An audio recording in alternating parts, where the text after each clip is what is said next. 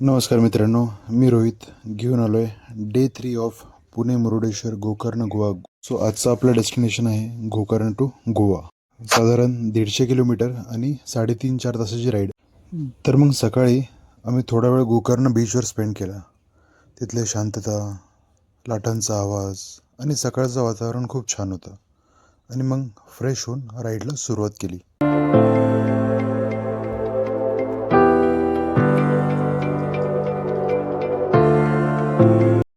Ride करता मी गोकर्ण आणि गोवाच्या मध्ये असलेला कारवार हे ठिकाण क्रॉस केलं. कारवार हा त्याच्या सी फूडसाठी खूप प्रसिद्ध आहे, पण यावेळेस आम्ही थांबलो नाही आणि फक्त कोस्टल हायवे एन्जॉय करत पुढे निघालो. एक बाजूला डोंगर आणि दुसऱ्या बाजूला अरबी समुद्र. अशा दृश्यात गाडी चालवण्याची मजा काही वेगळीच आहे. कारवार मागे सोडून आता थेट आमचा प्रवास गोव्याकडे सुरू झाला.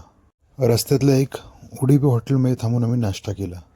डोसा, उपमा आणि वडा असा ब्रेक घेऊन थोडा रिफ्रेश होऊन पुढे निघालो.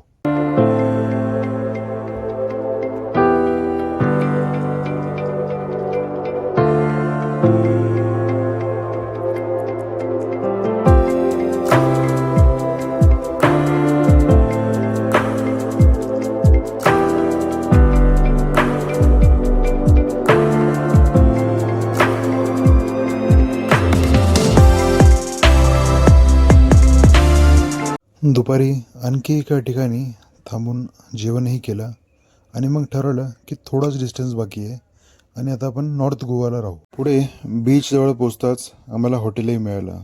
तिथल्या एका ब्रोकर थ्रू आम्हाला बीचपासून फक्त 200 मीटर अंतरावरती एक रूम मिळाला.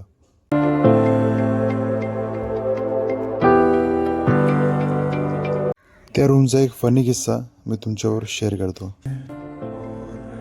गोवा में हमको एक यूनिक तरह का लॉक मिला है.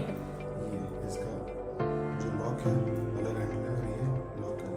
आपको देखिए ऐसे लगाते कैसे.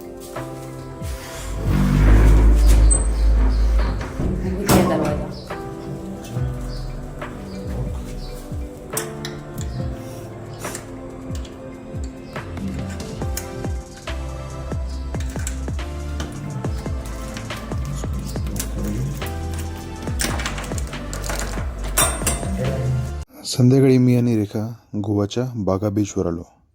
समुद्राच्या लाटांचा तो गाजरा आवाज, थंडगार वारा आणि सनसेटची रंगीत झळाली.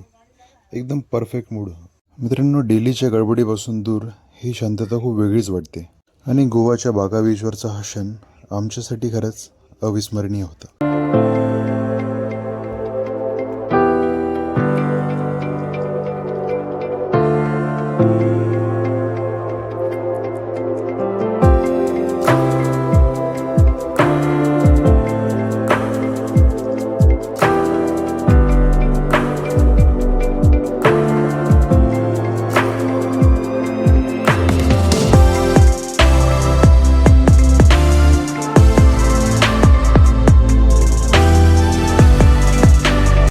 पुढे आम्ही बागा बीच जवळचा परिसर एक्सप्लोर केला.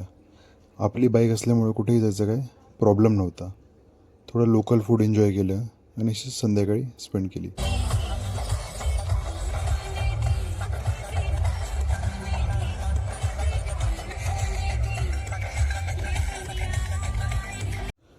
चौथ्या दिवशी आम्ही गोवामधले काही फेमस प्लेसेस कव्हर केले आणि मग परतीचा प्रवास पुण्याकडे सुरू केला.